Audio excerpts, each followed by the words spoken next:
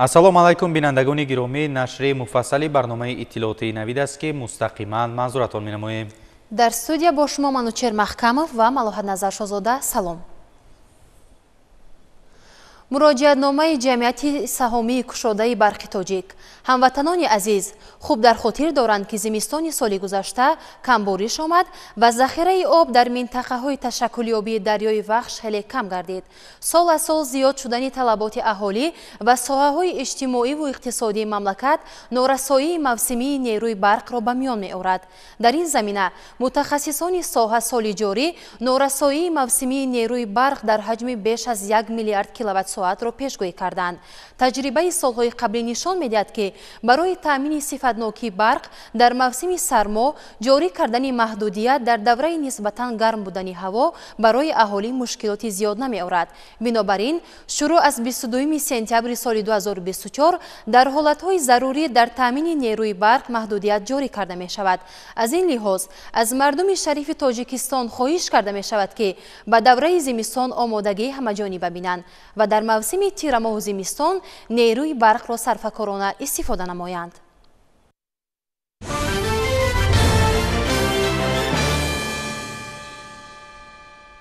имрӯз дар шаҳри Душанбе маросими савгандёткунии курсантони курси якуми Вазорати корҳои дохилии Ҷумҳурии Тоҷикистон баргузор гардид. чорабинӣ дар майдони парчами давлатӣ бо садо додани суруди миллӣ оғоз гардида, сипас курсантон дар назди ҳозирин бо тантана савганди садоқат ёд намуданд. тафсилоти бештар дар гузориши ҳамкоронамон.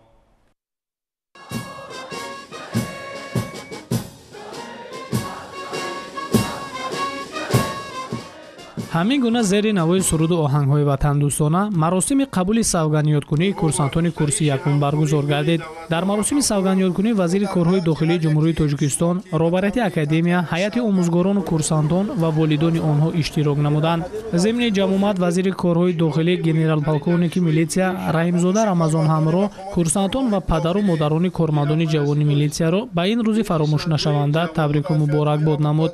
зикр гардид ки хизмат ба давлату миллат, ҳимояи марзу буми он ва ҳифзи ҳуқуқу манфиатҳои шаҳрвандон барои ҳар фарди ватандӯст ифтихор аст ва рӯи овардани ҷавонон ба хизмат дар мақомоти корҳои дохилӣ ва дигар сохторҳои низомӣ аз ҳисси баланди ватандӯстӣ ва ифтихори миллии онҳо дарак медиҳад. тавре зикр шуд танҳо ба ҷавонони босавод, роҳану ҷисман обутоб ёфта, қавииродаву ватандӯст ки ба санҷишу талаботҳои низомномаи адои хизмат дар Вазорати корҳои дохилӣ ҷавобгӯ ҳастанд, муяссар мешавад ки ба ҳайси курсанти академия пазируфта шаванд. имрӯз курсантон бо тантана савганд ёд карданд. албатта савганд ин як муқаддасот аст. савганд ҳаёти курсантонро ба миллат, ба ватан пайваст.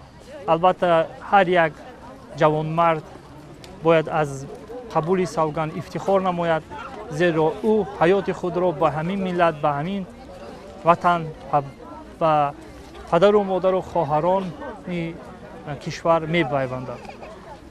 албатта академияи Вазорати корҳои дохилии Ҷумҳурии Тоҷикистон ва дигар муассисаҳои таълимии Вазорати корҳои дохилӣ сол аз сол дар замони истиқлоли давлатӣ бо шароити муосири таълимӣ мутобиқ гардонида шуда истодааст.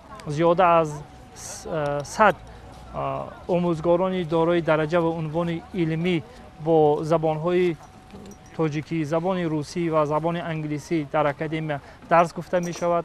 гузашта аз ин ба ғайр аз дарсҳои назариявӣ онҳо ба дарсҳои амалӣ ҷалб карда мешаванд.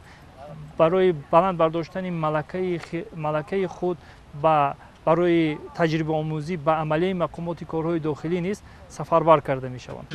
дар маросими мазкур 570 курсант аз се муассисаи Вазорати корҳои дохилӣ, Академияи Вазорати корҳои дохилӣ, Коллеҷи техникии оташнишонии Вазорати корҳои дохилӣ ва Коллеҷи милитсияи Вазорати корҳои дохилӣ дар фазои тантанавӣ матни савгандро қироат намуданд. таъкид гардид ки маросими савгандёткунӣ дар мақомоти корҳои дохилӣ яке аз чорабиниҳои махсус маҳсуб ёфта, ҳангоми қабул шудан ба ҳайси корманди милитсия барои ҳар як номзад қабули ин ваъдаи тантанавӣ яъне савганд ба ҳукми анъана даромадааст. Фармондеҳии олии қувваҳои мусаллаҳи Тоҷикистон шараф!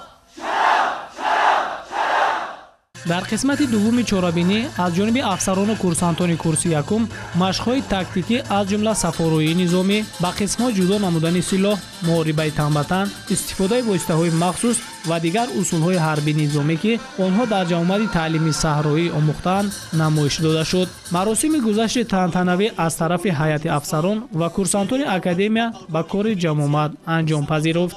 қисмати ҷамъбастии чорабиниро бо иҷрои сурудҳои ватандӯстона аз ҷониби ансамбли сипари вазорати корҳои дохилӣ боз ҳам рангинтар намуд. қасам ба ҳар муқаддасоти кишварам, қасам ба парчаму нишониён.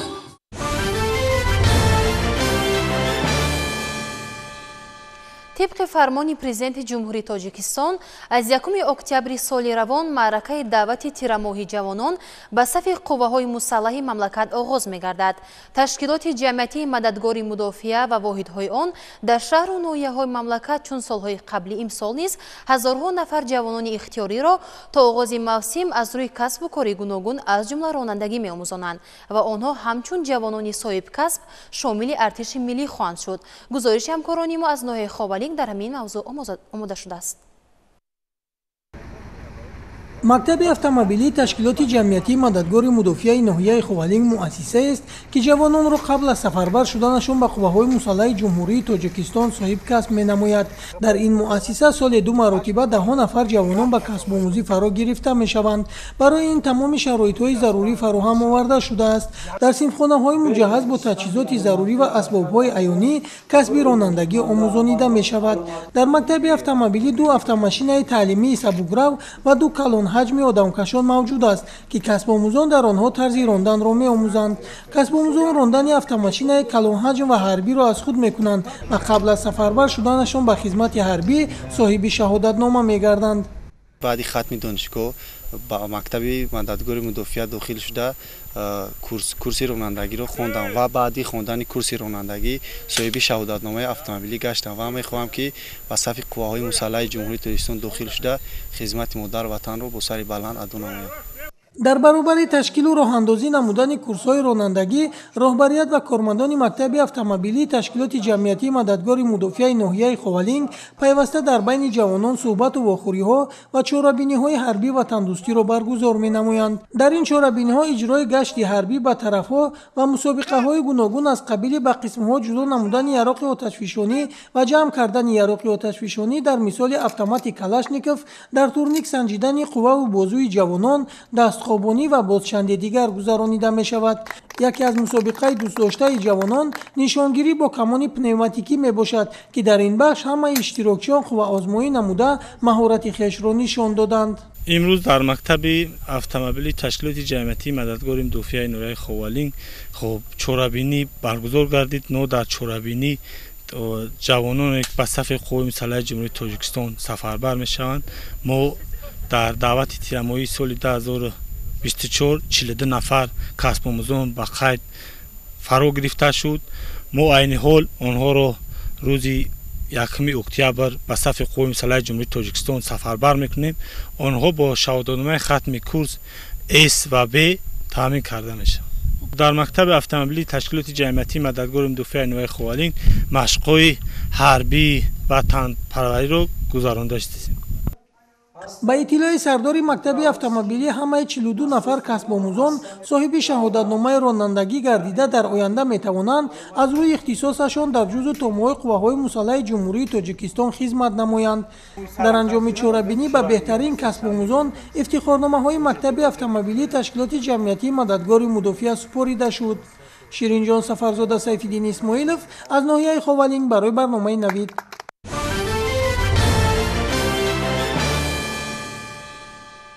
дар ҳудуди маҳаллаи Оқгазаи ҷамоати деҳоти Гулистони шаҳри Леваканд корҳои бунёдкорӣ густариш меёбанд. аз ҷумла дар доираи омодагиҳо ба ҷашни 35-солагии истиқлоли давлатӣ сокинони маҳалла тасмим гирифтанд ки бештар аз 3 километр роҳи маҳаллиро мунфарш намоянд. айни ҳол кор дар ин самт идома дорад. тафсилот дар гузориши ҳамкорони мо.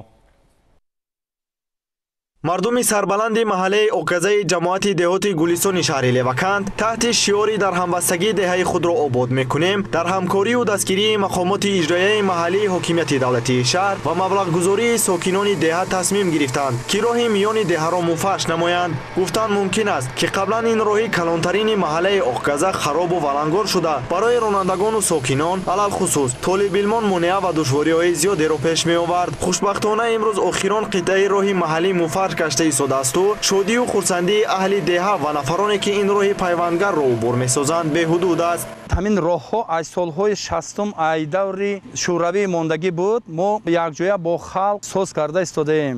чихеле ки дида истодаед, мо якҷоя бо дастгирии мақомоти ҳокимияти давлатӣ бо сокинони ҳамин деҳаи оғгаза зиёда аз 3 километр роҳро асфалтпӯш карданӣ ҳастем. маҳсулотомон тайёр аст. чихеле мебинед ҳамаи техникаҳо дар ҳолати хуб аст. дар рӯзҳои наздик ба анҷом мерасонем ҳамин корромона. бояд қайд намуд ки иқдоми созандаву бунёдкоронаи аҳолии ин маҳал дар солҳои охир бештар ба назар расида роҳсозиву ободониро кори савоб медонанд. бино ба иттилои масъулини роҳсозӣ барои мунфарш намудани роҳи маҳаллӣ беш аз 900 000 сомонӣ бо саҳми сокинони баору номуси ҳамин масир ҷудо гардида тамоми техникаву лавозимоти роҳсозӣ барои ҳар чиз зудтар ба анҷом расидани ин иқдом дастрасу захира гардидааст. имрӯзҳо дар тамоми кунҷу канори кишвари азизамон корҳои ободонӣ созандагӣ рафта истодааст. аз он ҷумла дар шаҳри левакан ҳам чихеле дида истодаед аҳолии маҳаллӣ ҷамоат гулистон деҳаи оғазаи шаҳри левакан низ барои таъмир кардани роҳҳои аҳамияти маҳаллӣ дошта ва деҳот саҳми худро гузашта истодааст. ин кори ободониро бо дастгирии мақомоти иҷроии ҳокимияти давлатии шаҳри левакан бо дастгирии вазорати нақлиёти ҷумҳурии тоҷикистон ва корҳои шуда истодаро муассисаи давлатии нигоҳдории автомобилаи шаҳр карда истодаанд. соли пештар соли гузашта бо дастгирии аҳолии маҳаллии ҷамоат ҳамин деҳаи оғгаза зиёда аз 12 километрро мо аз таъмири асосӣ бароварда будем. мо ҳамчун сокинони ҳамин деҳа иқдом гирифтем ки бо ташаббуси ҷавонон ва инчунин соҳибкорони маҳал марҳила ба марҳила деҳаи худро асфалтпӯш намоем. бахшида ба 35-мин солгарди истиқлолияти ҷумҳурии тоҷикистон иқдомҳоро давом диҳем. дар вақти сармо роҳҳо ки фарсуда буданд баъди боришот ҳам ба роҳгузарон ва инчунин ба хонандагон душвор буд, ки ҳангоме ки раҳҳо фарсуда буд обҳо ҷамъ мешиданд. анакун баъди тармим роҳам нақс шуд, рафтомади бошандагони ин деҳам хуб мешавад. итминони комил меравад ки баъди ба пуррагӣ мунфаш гаштани қитъаҳои боқимондаиро рафту омади ҳам нақлиётҳои ҷамъиятӣ ва ҳам хусусӣ дар ҳама фасли сол таъмин гардида бо ин васила мушкилиҳои мавҷудбудаи сокинон аз байн хоҳад рафт. гузориши муҳаммадризо шарифзода, Толибҷон Сайфов барои барномаи иттилоотии Навид аз шаҳри Леваканд.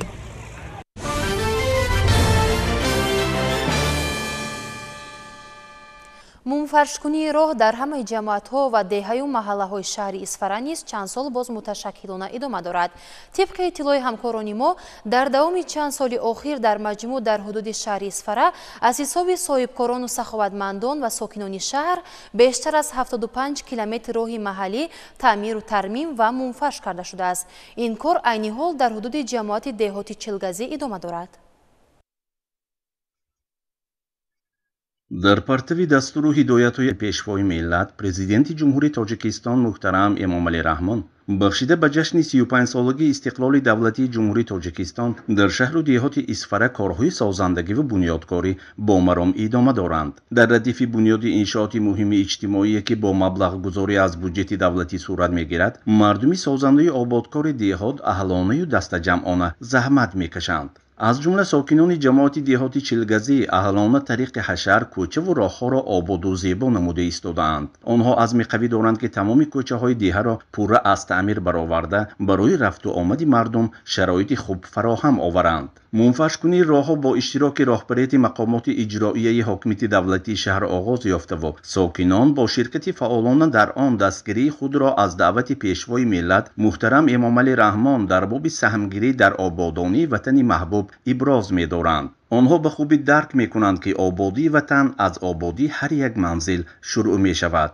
ба корҳои роҳсозӣ кормандони муассисаи нигаҳдории роҳҳои автомобилии шаҳр низ бо техникаҳои муосири роҳсозӣ ҷалб шудаанд. тавре дар ҷамоати деҳоти чилгазӣ иттилоъ доданд. Минбаъд низ бо ташаббусу иқдоми соҳибкорону сокинон ва ҳамчунин оилаҳое ки маблағи барои сафари ҳаҷ ҷамъовардаи худро мехоҳанд ба ободии роҳҳо харҷ намоянд, таъмир ва мунфарш намудани роҳҳои маҳаллӣ идома дода хоҳад шуд. бояд гуфт ки мунфарш кардани роҳ тариқи ҳашар дар шаҳру деҳоти Исфара ба анъанаи нек табдил ёфтаву то имрӯз беш аз 75 километр роҳҳо мунфарш гардида, ин раванд бо суръат идома дорад.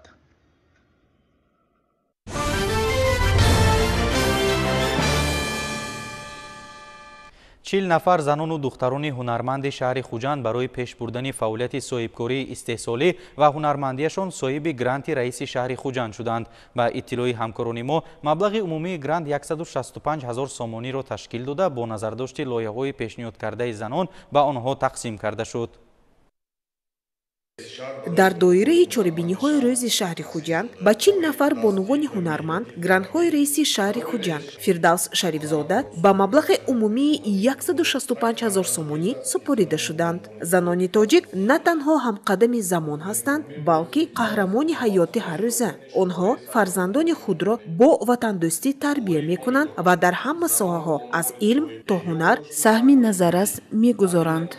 طبق قرار رئیس شهر خوجند 40 نفر بانوان هنرمند و ایجادکار صاحب گرانت های رئیس شهر گردیدند. هدف اساسی این گرانت ها تامین نمودن بانوان با جایهای کاری، افزایش حجم استحصال محصولات دستی مخصوصا در цех‌های دوزندگی و هنرمندی، اینچنین بلند برداشتن سطح اقتصادی عائله‌ها میباشد.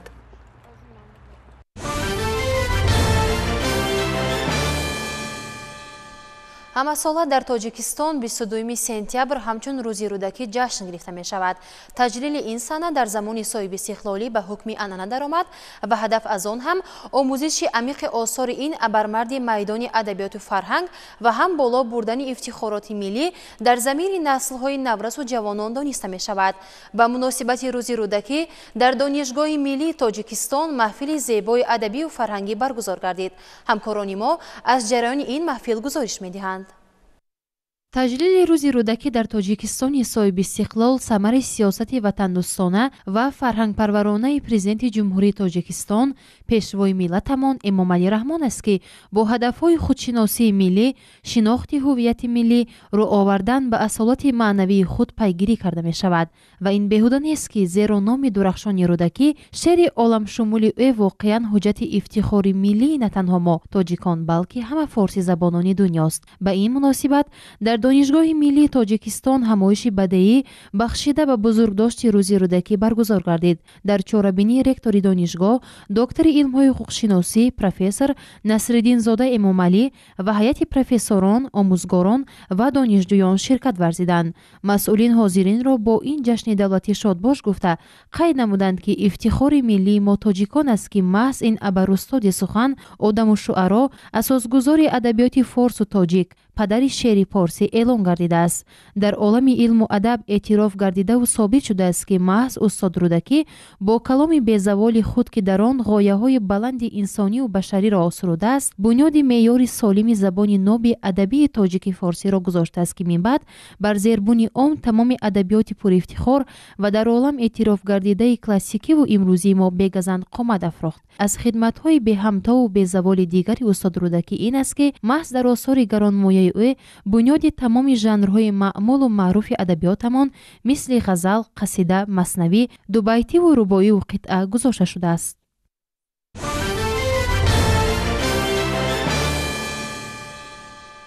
собит шудааст, ки маҳз одамушуаро Абу Абдуллоҳи Рӯдакӣ бо шеъри баланду безаволи худ ғояҳои инсониву башариро суруда дар як вақт меъёри забони ноби адабии тоҷикӣ форсиро поя гузоштааст, ки минбаъд бар зербуни он тамоми адабиёти пурифтихор ва дар олам эътироф гардидаи классикиву имрӯзии мо бегазанд гардидааст. дар донишгоҳи давлатии Кӯло ба номи Абу Абдуллоҳи Рӯдакӣ ва донишгоҳи давлатии Бохтар ба номи Носири Хусрав низ ба ифтихори рӯзи рӯдакӣ маҳфилҳои зебои адабию фарҳангӣ баргузор гардид.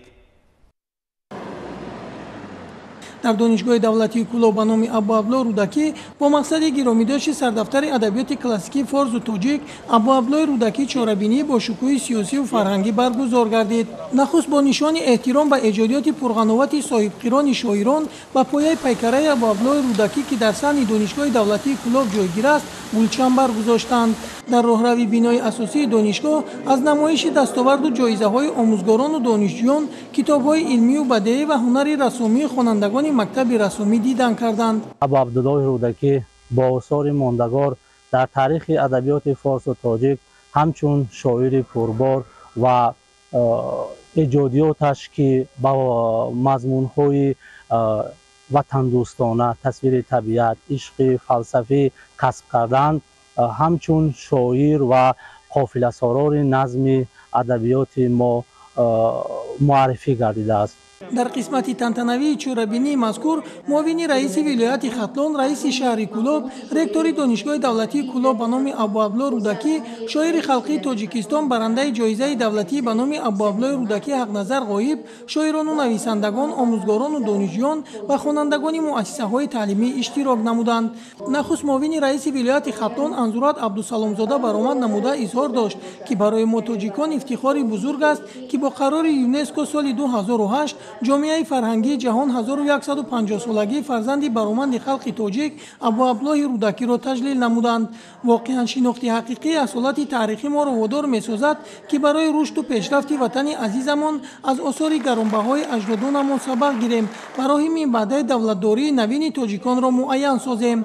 танҳо дар даврони соҳибистиқлолии Тоҷикистон мо имкон пайдо кардем, ки бо кору пайкори абармардони илму адаб таъриху фарҳанги оламшумули гузаштаи худ арҷ гузошта номашонро зинда нигоҳ дорем, ки дар садри онҳо Абу Аблои Рӯдакӣ қарор дорад. раиси шаҳри Кӯлоб иброз доштанд, ки дар даврони истиқлолияти давлатӣ таваҷҷӯҳ ба осори пурғановати шоирону нависандагон зиёд гардида, ҳамзамон ба хотири гиромидошти онҳо чорабиниҳои бошукӯҳ баргузор мегарданд ва ба хотири зинда нигоҳ доштани номи Абу Аблоҳ Рӯдакӣ, яке аз ноҳияҳои калонтарини ҷумҳурии Тоҷикистон ба номи устод Рӯдакӣ номгузорӣ гардида дар минтақаҳои гуногуни ҷумҳурии Тоҷикистон пайкараву нимпайкараҳои Абу Аблои Рӯдакӣ гузошта шудаанд. шоири халқии Тоҷикистон, барандаи ҷоизаи давлатӣ ба номи Абу Абло Рӯдакӣ Ҳақназар Ғоиб суханронӣ намуда афзуд, ки асосгузори адабиёти классикии форсу тоҷик Абу Аблои Рӯдакӣ на танҳо поягузори адабиёти тоҷику форс, қофиласолори шеър ва соҳибқирони шоирон, балки рамзи бедориву худшиносӣ, инчунин рамзи ҷовидонаи адаб ва фарҳанги миллати кӯҳанбунёди тоҷик мебошад. тамоми аҳли фарҳанг тасмим гирифтааст, ки бо мақсади татбиқи сиёсати фарҳангии ҳукумати ҷумҳурии Тоҷикистон бевосита пешвои муаззам миллат барои эҳё ва рушди санъати миллӣ ва умуман ҷашн гирифтани рӯзҳои мутафаккирои халқи тоҷик ки имрӯз муайян гардиданд сами арзандаи худро гузоранд. дар фарҷоми қисмати тантанавии чорабинӣ як қатор омӯзгорону фаъолони шаҳр бо ифтихорномаву сипосномаҳои мақомоти иҷроии ҳокимияти давлатии шаҳри Кӯлоб қадрдонӣ карда шуданд.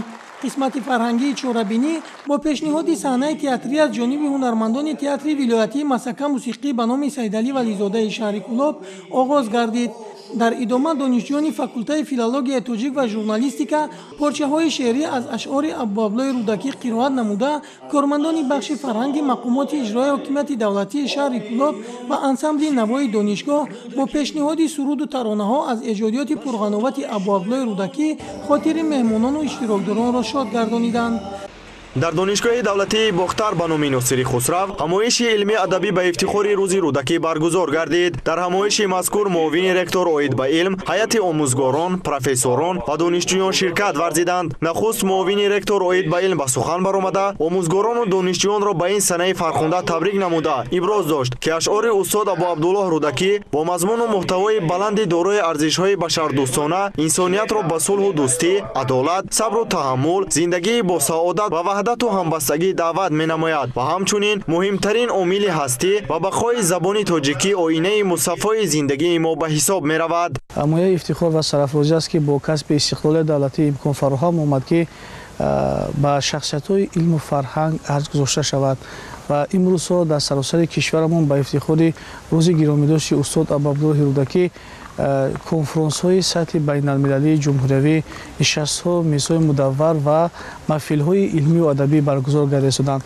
در دوره این گونه چهاربینی‌ها پیوسته اهل علم و ایجاد دعوت گردیده از روزگار عبرت‌آموز و فعالیت باثمر استاد عبدالله رودکی یادآور می‌شوند. در این چهاربینی علمی و ادبی پیش از همه راجع به روزگار و فعالیت باثمر استاد عبدالله رودکی معروضه‌های زیاد شنیده شد و دانشجویان نیز توانستند که از آثار استاد عبدالله رودکی پارچه‌های شعری قرائت نموده برنامه علمی و ادبی که مرتب شده بود و فراگیر جبهه‌های گوناگون روزگار استاد عبدالله رودکی بودند پیشنهاد حاضرین گردید.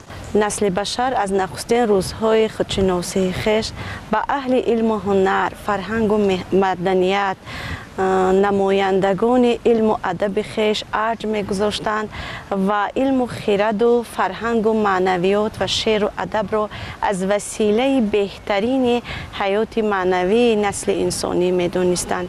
رودکی شاعر است که کلام ناب و سخنان پرحکمت او نه تنها برای مردم فارس تاجیک بلکه برای تمام جهانیان یک خزینه معنوی، یک درس عبرت آموزی و گرامی داشته علم و دانش به حساب می رود.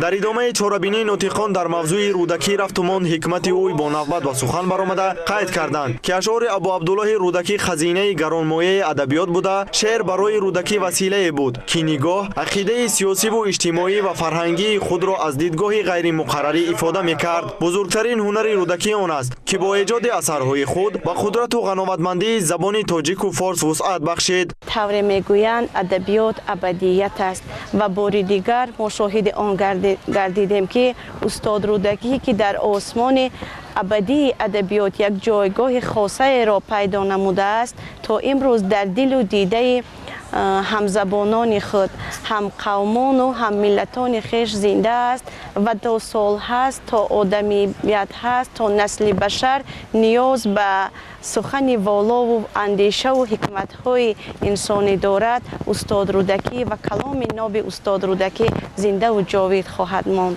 تشکیل نمودن چنین همایش و چهاربینی‌ها پیش از همه به سطح جهانبینی و معرفت نسل نورس و جوان کشور تاثیرگذار می‌گردد و آنها را در روی خودشناسی و خودآگاهی به کمال می‌رساند و نسل جوان درک می‌کنند که ما با داشتن این بزرگانمان باید همیشه افتخار داشته باشیم، آثار آنها را به طور ضروری از خود کنیم و از پندهای آنها در زندگی و فعالیتمان استفاده بریم. و بار دیگر من تمام ساکنان کشورمان را با افتخار گرامی داشت روز رودکی صمیمانه شادباش گفته آرزومند آن هستم که بسیار در کشور عزیز ما باز به مثل رودکی هزارهای دیگر به وجود بیایند، تولد شوند و در فعالیت‌های خود در کار علم و ایجاد خود با کامیابی‌های بیشتر نویل گردیده در پیشرفت و شکوفایی جامعه ما حصه‌گذار باشند. در قسمت جنبسته چهاربینی از جانب دسته هوسکاران لیوکانت دانشگاه پارچه از روزگار گذشته استاد رودکی و دستاویز سرود و ترانه‌های صلح و دوستی، وحدت و آسایشتگی پیشکشی حاضرین گردید.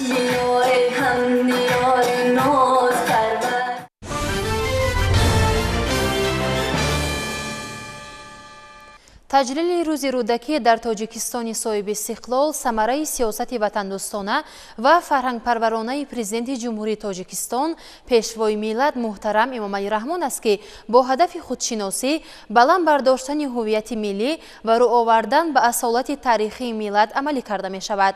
بخشیده به روز رودکی در مؤسسه تحصیلات میانه عمومی رقم 3 شهر حصار محفل ادبی و فرهنگی دایر گردید.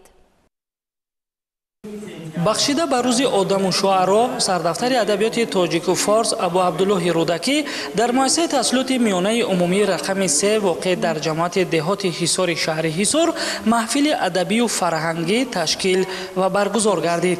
در محفل ادبی و فرهنگی نمایندگان مقامات اجرایی حاکمیت دولتی، شعبه معارف و مؤسسه تحصیلات میانه عمومی شهر حصار اشتراک و سخنرانی نمودند.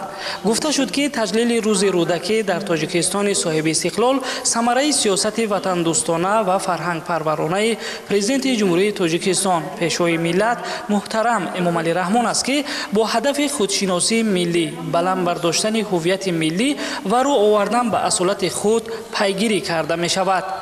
و این بهوده نیست، زیرا نام درخشان رودکی و شعر عالمشمولی او واقعا حجت افتخار ملی نه تنها ما تاجیکان بلکه همه فارسی زبانان دنیاست. مقصد از برگزاری چنین چهاربینی از آن عبارت است که به خوانندگان یعنی تربیت نمودن مهنت دوستی، وطن دوستی و از تاریخ نیاگان گذشته با خبر و آگاه بودند و اکثریت آثارهای ادیبان مخصوصا نویسندگان بزرگ تاجیک را آگاهی داشته باشند. امروز در مؤسسه بخشیده به روز رودکی خوانی خوانندگان انشاها نویسند، گزیده های دیواری برآوردند که آیدی اثرهای ابو عبدالله رودکی همه اثرها در اینجا جمع آوری کرده شدند. ناطقان در نوبت خود ذکر داشتند که مقصد از برگزاری چنین چهاربینی ها جلب کودکان و نورسان که آینده ساز ملت تاجیک می باشند به کتاب و کتابخانه و بیشتر رو آوردن به اثرهای بدیع می باشد.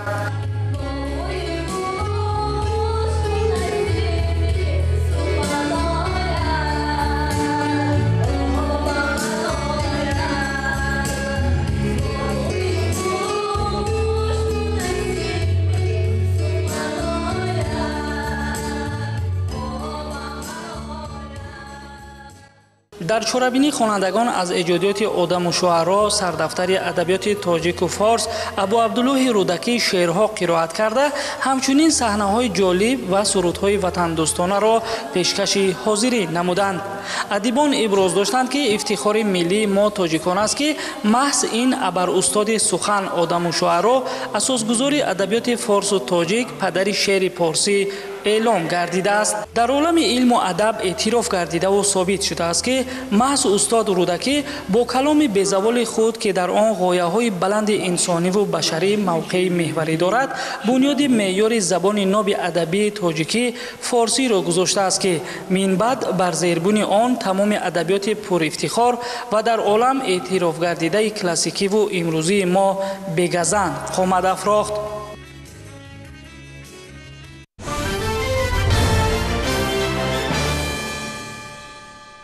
در تئاتر دولتی اکادمی دراماوی به نام ابوالقاسم لاهوتی موسم نوی تئاتری آغاز گردید. هنرمندان تئاتر مخلصان و هواداران خود را با نمایشنامه خونخوار تاراسی استقبال گرفتند. از جریان آغاز موسم 95 این تئاتر قدیمترین تاجیک همکاران ما گزارش می‌دهند. تئاتر دولتی اکادمی دراماوی به نام ابوالقاسم لاهوتی موسم نو 95 خود را در سطح بلند و با اشتراک مسئولین وزارت فرهنگ و نمایندگان کسب و کار گوناگون، هنرمندان شناخته جمهوری زیایی و نمایندگان واسطه‌های اخباری عامه و هواداران صنعت تئاتری آغاز نمود. در این شام نمایشنامه خونخوار تاراسی که در تهیه کارگردان شناخته سلطان عثمانوف روی صحنه آمده است، پیشنهاد دوستداران و علاقه‌مندان تئاتر گردید. نمایش از روی اثر نویسنده و دراماتورگ ترک عزیز نسین گرفته شده موضوع داغ روز را بازگو می‌کند. در نمایش خونخوار تاراسی هنرمندان شناخته قربانی صابر، ملکه عزیز محمد و ارتق قادر، صلاح‌الدین شکوروف و هنرپیشه‌های جوان نقش آفرینی می‌کنند. 95 سال می‌شود که تئاتر لاهوتی در خدمت فرهنگ تاجیک است و در طی 95 سال بهترین هنرمندا ظاهر دوستماتوف، اصلی برهانوف، هاشم گدایوف، عطا محمد جانوف، محمود واحدوف، خیلی زیاد، توفا فاضل و صوفیا تویبویو و از همین قبیل هنرمندان جهانی را تقدیم نمود به هنر تاجیک و در خدمت هنر تاجیک است. امروز کشاده شوی موسم 95 است و تمام اهل ملت تاجیک را با این موسم 95 تبریک میگم و هنرمندا را تبریک میگم و مرحمت به تئاتر بیایند. موسم نوی تئاتری از سالهای قبلی با ویژگی‌های خود انتخاب موضوع، سطح کسبیت، شکل پیشنهاد و نقش‌آفرینی هنرپیشگان، سبک و اسلوب کارگردان‌ها، صحنه‌آفرینی و موسیقی فرق می‌کند. ابراز می‌دارند هنرپیشه‌های تئاتر. هیئت ایجادی تئاتر مذکور با پیشواز مخلصان و هواداران و مهمانان نمایش‌های پرمضمون از ایجادیات نویسندگان مشهور تاجیک و خارجی آماده نموده، هنرپیشه‌های با مهارت به این نمایش‌ها جلوه تازه می‌بخشند. روی صحنه آمدن اثرهای عزیز نسیم خود یک تربیه است و ما هنرمندا اصلا تئاتر کوشش میکنه که ذوق مردم به زندگی بیدار کنه، مردم توانن گوش کرده، علل خصوص مخلصا. و من بیشتر به جوانان رو ببرم که رو به تئاتر بیان، بشینن تماشا کنن، اندیشه کنن، خلاصه برارن. و من باوردم که بعد تماشای هر یک نمایش رفتار و گفتار جوانان دیگر میشه. با شما عثمان بخت گپ می‌زنم. ҳунармандони театр изҳор доштанд ки дар мавсими нави театрӣ нақшаҳои зиёд доранду намоишҳои пурмазмун ва навро ҳам барои тамошобинони хурдсол ва ҳам барои калонсолон дар жанрҳои гуногун омода намуда ба саҳна хоҳанд гузошт. ҳамин тавр театри давлатии академияи драмавӣ ба номи Абулқосим Лоҳутӣ дари худро барои мухлисон боз намуда ҳаводоронро ба дидани намоишҳои рангин даъват менамояд.